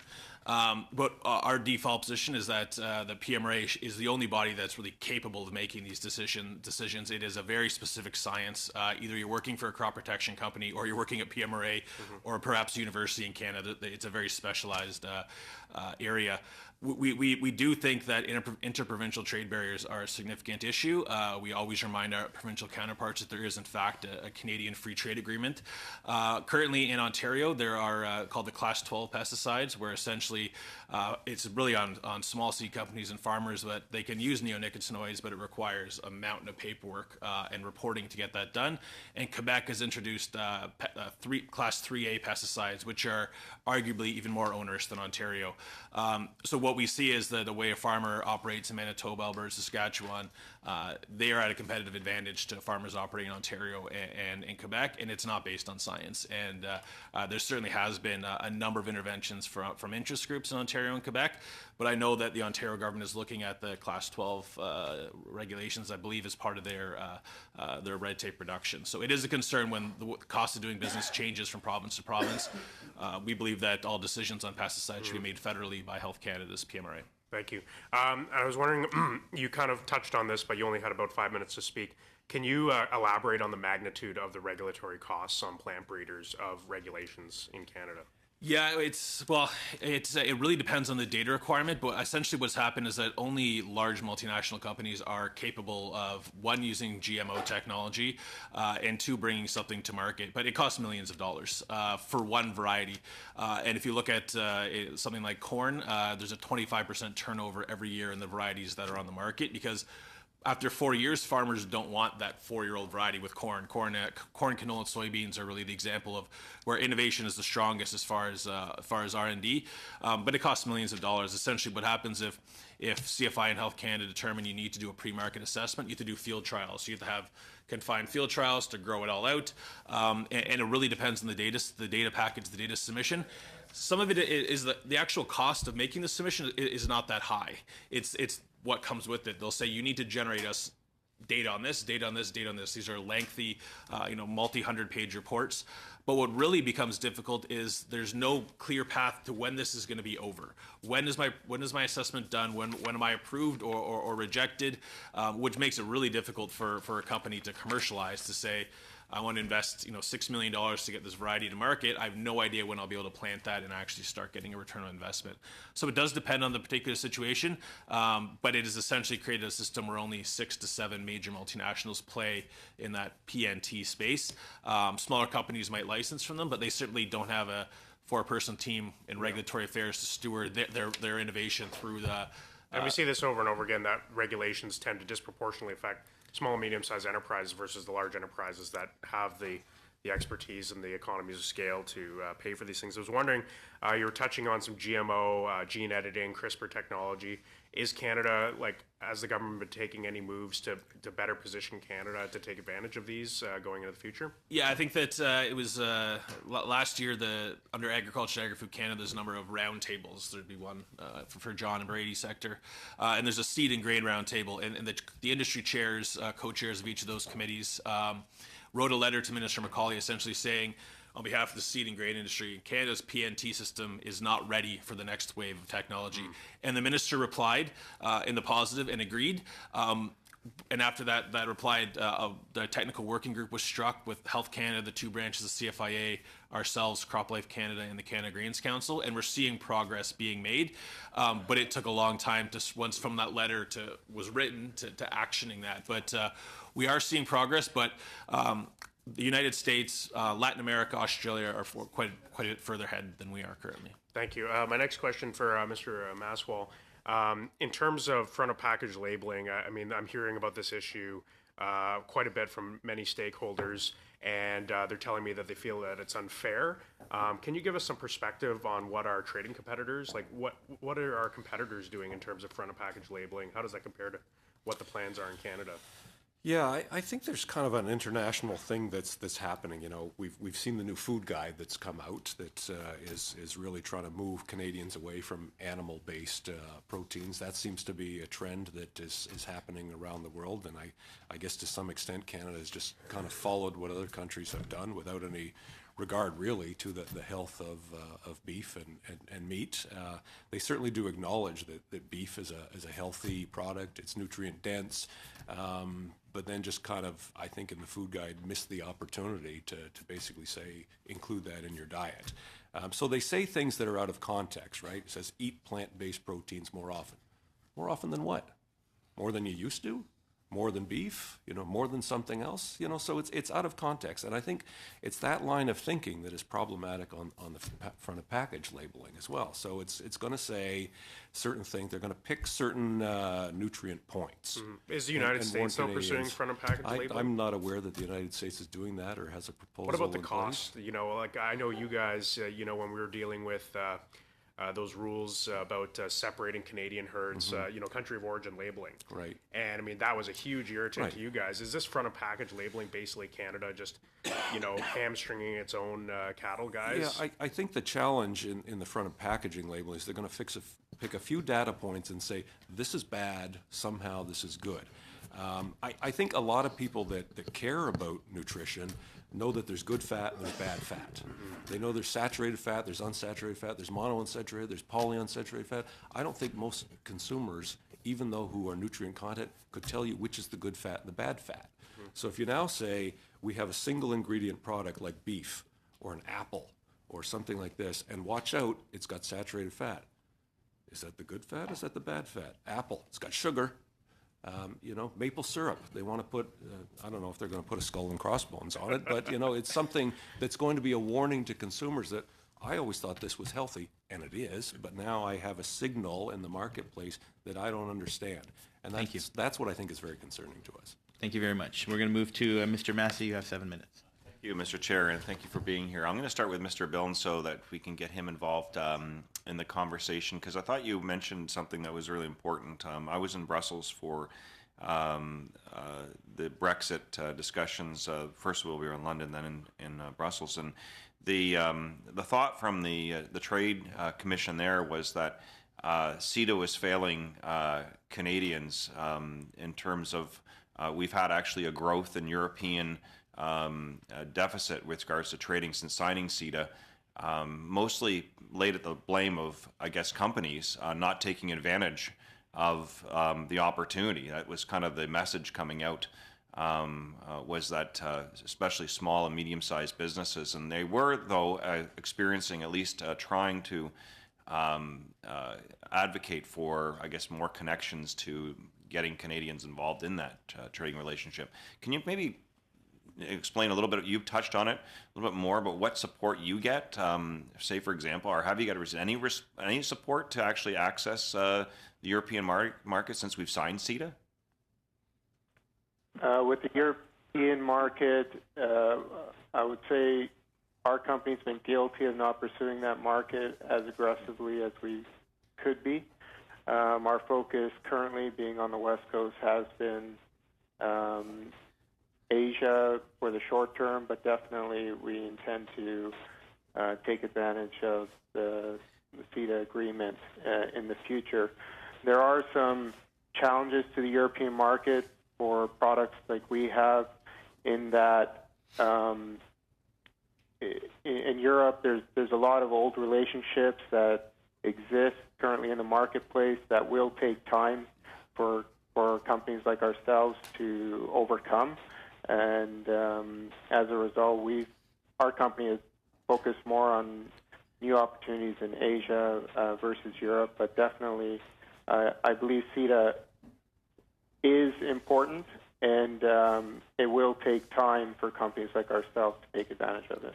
You brought up an excellent point about old relationships, and that's what my comments came across pretty critical, but they're really in terms of general, but they're not meant to be where the direction of where we should stay, because the commission there as well too in Brussels, they're looking for ways to try to address really which is we're making the problem worse in terms of a trade surplus as opposed to better with the current agreement because of issues like, say, for example, old relationships. What would be the things that you would need as a company? Is there suggestions that you would have? I know we're looking at regulations here, but what type of supports would you need from them to be able to actually get into the market there, or at least experiment without obviously you don't have endless limitless resources to do so, but to actually explore a little bit more deeper about taking advantage of that market. They were quite clear is that the larger companies seem to be doing fine and almost use them as a tool and a resource and pick what they need and go from there, but it's the medium and small businesses that seem to be missing out on opportunities. Well, what we found in other markets is just general market intelligence is so important. It's very hard to get accurate information on different markets, the different market players in the different industries, the different buying communities, and then also helping to connect Canadian businesses, small, medium, or large, with the appropriate companies in the different markets. It's worked really well in Asia, in Korea, or in the Middle East, in Japan in particular, where the Trade Commission offices have played a very important role in just connecting different businesses, whether it's through food shows, whether it's at different one-off food events, or one-on-one meetings that have been requested by companies themselves. And just lastly, so would you? So it sounds to me like this, and it seems to be from what I got is that they're looking at doing more outreach for those things. Is that more the concern than, say, for example, a regulatory change that's necessary for your products, either through labeling, identification, or meeting their markets? I know that under the CETA agreement, they were grandfathered as specific zones of entitlement, something I tried to get an amendment in our agreement over here. So say, for example, champagne and other types of products are identified as exclusive and marketing on their side. But in general, is it mostly just the infrastructure necessary to help businesses like yours to be able to get what you've identified versus that of the actual changing practices necessary to penetrate their markets? Well, for our industry, there's definitely regulatory challenges when it comes to, for example, MRLs in Europe are different than the MRLs in Canada for our product. So there are some of those, but the main challenges in the short term are building those connections and relationships with the buying community in Europe. Great. Thank you very much. And if I can move to Mr. Carey. Now, one of the things that living on the border is I get a chance to hear National Public Radio, and I'm just curious from the United States, and there is quite a debate going on with regards to their agricultural community and some products that are used to spray on certain farms in agriculture, and them actually having to move to those products, their neighbors and so forth, even when they don't want to, because of the runoff and the consequences on their own farming properties. And so I'm just wondering whether or not that's happening over here, or whether there's some regulatory challenges. I know in the U.S. there's quite a debate. A couple products in particular have benefited from what some would argue a lax regulatory system where, say, for example, one farmer is using certain types of chemicals and agricultural products that then create usage problems on theirs. It could be related to insect management or fertilizer. And so they've actually got in a position where many of them are moving to certain, particular dominant markets just because if they don't, then they can't, they're affected by the consequences of their neighbor anyways. The product you're referring to, I think that the PMRA and the Environmental Protection Agency have different mandates as well as far as the regulatory process. I think the key thing is when anyone's using a regulated chemistry is that they follow the label, and the label will indicate that if you're doing spraying, for example, not to do it during windy times, not to do it during this and that. So that is an issue. But a lot of that comes down to the individual stewardship on each individual's farm, or if it's an operator that's being licensed. In Canada, we haven't had the same sort of issues. I have seen a presentation from the U.S. on some of the drift and things like that. In Canada, we haven't seen those same types of issues. But I think one of the key things too is on our organization is that we see a big benefit in using seed treatments where the seed is planted with a small amount of pesticide treated, which reduces the need for those foliar or broadcast sprays.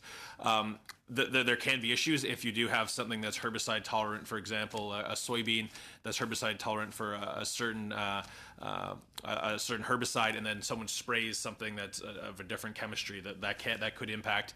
We don't really see it in Canada. I mean, farmers are typically good neighbors, and for the most part, they communicate with one another. And there also are some initiatives. One's called, there's a new pollinator app where essentially allows sprayers to communicate with beekeepers. Say, I'm going to be spraying my field. If you've got hives in the area, let's communicate anonymously through an app. So it's something that can happen, but we haven't seen it happen in Canada. But again, it's up to individual farmers to follow the label as prescribed by PMRA. Thank you. Thank you, sir. We're going to move to Mr. Bayless. You have 7 minutes. Thank you, Chair. Mr. Maswell, I'd like to start with you and follow up on some of the questions that my colleague Lloyd Longfield was asking about cost recovery. It's very arbitrary, and the challenges that you're facing is that as they just decide that it costs them more money, they just keep piling it on and piling it on. What are the negative impacts to industry based on this approach to this mindset of forcing all costs onto the producer? Yeah, I think you're right. It does seem arbitrary at times, and I think that there is a willingness to pay for services that add value. You know, if I'm either a farmer or a packer, and I need something done, and I need the government to do it because the government has a certain authority, such as certifying that I have raised my cattle according to European standards, I'm glad to pay that cost. When it's a cost of complying with a regulation that I have to comply with, but I now have to have somebody, and I don't have any choice. They have to come, and I now have to pay for that. So I've got the cost of complying with the regulation, which I may certainly agree with, but now I have to pay for that as well. And I think that's the delineation point, is that when a regulation is in effect, you know, and a good, valid, risk-based regulation that has scientific merit, if that's in place to keep animals safe, to keep the public safe, then I think that's the role of the taxpayer to pay for that regulatory oversight. I can give you an example in the medical where it's gotten so out of hand that the cost of getting some device or drug approved is so high that they just say forget about it. Mm-hmm. And then what happens is we're not keeping people safe. We're actually to the point of taking away valid medicines or devices that could make Canadians safer, healthier. They've made the cost recovery so onerous that people just throw in the hat. Is that happening in your field too? Well, there's a constant balance of, are we encouraging cattle production and beef production in Canada, or are we encouraging that production to move to the United States because it's right there? And even, you know, I would echo some of the things that Dave was saying. And you know, and I think this choice of large multinationals versus small business is a bit of a false delineation. You know, yes, Dave's members may be some large companies, but we are tens of thousands of small businesses raising cattle in Canada, and you can't raise cattle unless you can feed them something, and that's where the seeds come in. So we rely on those seed approvals. And so if we talk about cost recovery, it seems to me it'd be more fair if there's a value to this Canadian citizens that the Canadian government should incur some of that cost, whatever it may be. Mm-hmm. But right now, the idea is you'll pay for everything all the time, no matter what. And so you would agree that there should be a balance there, that there's a, by going through this process and certifying it or this regulation, you're benefiting the Canadians by ensuring they're safe. But why should strictly the producer pay for it? The society should also incur some of that cost. And I think that where it needs to come into that is sort of on the point that the regulators, when they evaluate either these regulations or policies, they have to take the competitive aspect into consideration. So I'm not sure that Health Canada or CFI necessarily think it's part of their role they do to not. ensure so the competitiveness you think of that industry. we should put into their mandate, it would be a good idea to say right now it's also got to take into account the competitiveness and innovation. Right now they're strictly any security. Regulation. Yeah, any so regulator that would need to be look an at examination of the cost versus the benefit. The economic impacts to industry. Right now they say that's none of my business. I don't care if I put you usually say I'll put you out of business. They go, I don't even care. Or worse, when they do the analysis, we think it's been very skewed to go ahead. justify the outcome they want to achieve. Yeah, well, Ready to jump in there. one recommendation I have is that if a regulator is going to go towards cost recovery, they should consult with the implicated sector. So if you're talking about the cattle or meat sector, speak to the Canadian Cattlemen or the Meat Council. We have examples in our industry where we actually pushed. So again, cost recovery is not always a bad thing. We have an example with the CFIA's Plant Breeders' Rights Office. Essentially, the intellectual property they grant intellectual property protection to my company's innovations, small and medium size. We actually encourage CFIA to allow the Plant Breeders' Rights Office to go cost recovery, maintain their A-based funding, so to not reduce that. But we knew that once Canada adopted UPOV 91, the increased Plant Breeders' Rights regulations, that the Commissioner's Office was going to get flooded with intellectual, and we want that. Intellectual property means people are innovating. So we actually encouraged CFI in that case to go towards cost recovery to make sure there wasn't a backlog where products weren't being granted intellectual property. But that was us pushing for it. So I think the implicated value chain need to be consulted. I have personal experience when they first brought in cost recovery. I'm actually in the medical field, and I made arguments, and they quote unquote listen. Mean you can show up and talk, but do they listen? The answer is no, and there's a reason why. To run their department, if they go 100% cost recovery, they can build their empire without going to Treasury Board and say, "Can you give me money to run my department?" So they just take that headache off, and they can just get the money and keep piling on and on and on industry.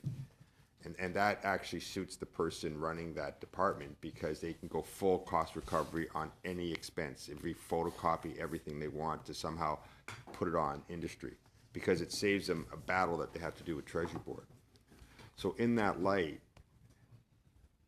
where would you see us taking some constructive measure if we put some recommendation in here to put some reasonableness in cost recovery?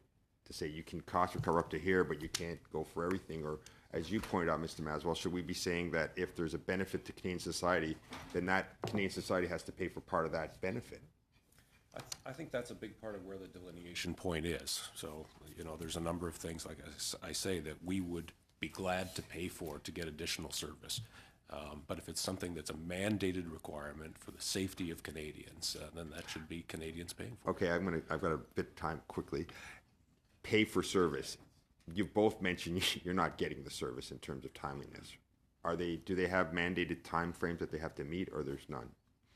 Well, I think there was that one example that we had a question that was about accessing the European market and whether they could do, the CFIA could do something for us. And they said, well, that's a good question. We'll look at it.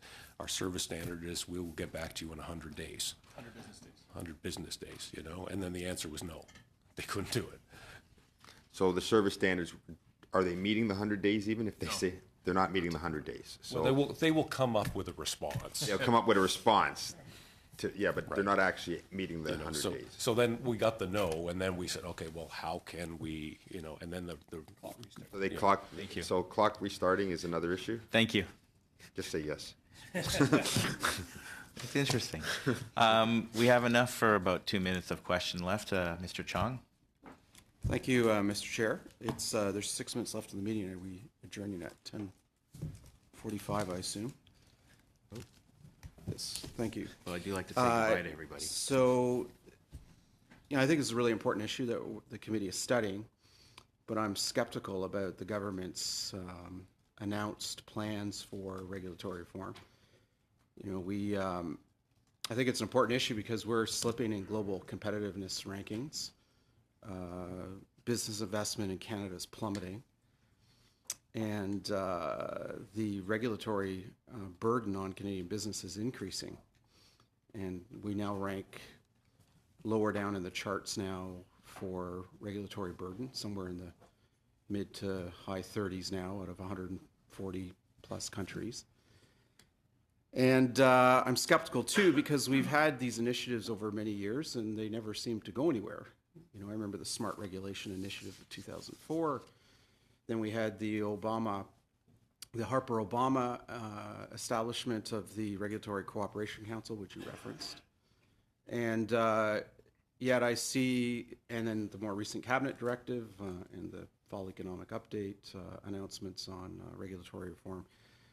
But then on the ground, I hear quite the opposite. I hear from the cattlemen that they're very concerned about the upcoming CFIA regulations on transport of cattle, concerned about front of package labeling. I consistently hear from seed producers about the barriers to innovation, and also the whole concern about use of seeds that are linked to biocides and the like, where you have federal and provincial regulation now, and causing real challenges for grains and oilseeds farmers in the country, particularly in Ontario. So, I'd be interested to hear from the Cattlemen's Association about these challenges, because we've had this Regulatory Cooperation Council, and one of the express purposes for which it was established was to come forward with consistent package labeling standards, and we seem to be going down divergent paths now. So that's one issue I'd like to hear about. This whole thing was created expressly to not go down that path, and the other thing that the council was supposed to do was supposed to come up with consistent grading standards for both Canada and the United States, so we wouldn't have different nomenclature for grading south of the border compared to north of the border. It was also supposed to come up with standard package sizing so that processors could ship product both north and south of the border. So what's happening on those three things: labeling, packaging, and nomenclature? Well, I agree with you. There have been many initiatives over the years, and we've always been supportive of the initiatives, and when it gets renamed, we will continue to be supportive of them continuing to try. And you gave a good list, and we've always had a good long list of issues under those initiatives. Probably our biggest one is trying to eliminate the reinspection of meat that gets exported to the United States. And the challenge, I would say, is not for lack of trying on the Canadian side and with the Canadian regulators. I think they do a good job in trying to get it, but on every one of these issues, there's somebody who doesn't want to change it, often on the U.S. side. So, for example, this issue of reinspecting meat at the border, that is done at a place called an I-house, and these I-houses are independently owned by entrepreneurs. And those entrepreneurs that own those I-houses have a vested interest in the inefficiency continuing. So they lobby hard to make sure that rule doesn't get changed. Things like the meat grading. There are elements in the United States that see that as a protectionist effort, to be able to use that USDA grade, which is just a measure of the quality. Is it prime, is it choice, is it select? But they have viewed that in the United States as being their almost intellectual property. It means it's U.S. product, and they have fought hard to keep that. So we lose value. The packers will tell you the American consumer does not know what Canada Prime means or Canada AAA means, and if it shows up in a U.S. store, even if Canada AAA is equivalent to USDA choice, the American consumer doesn't know what that means, and they will devalue that product. So it is frustrating. Like I said, we remain positive that at some point we'll keep pitching and we'll be able to make progress on these things. But it is frustrating and very. Thank you. We're actually out of time. Okay. Thank you. You had 5 minutes, and we are actually out of time for our committee today. So I want to thank our everybody for coming in today. Mr. Biln, from all the way from British Columbia. I know it's early there, but farmers do get up early. Thank you, everybody, and we'll see you on Thursday. Thank you. We're adjourned.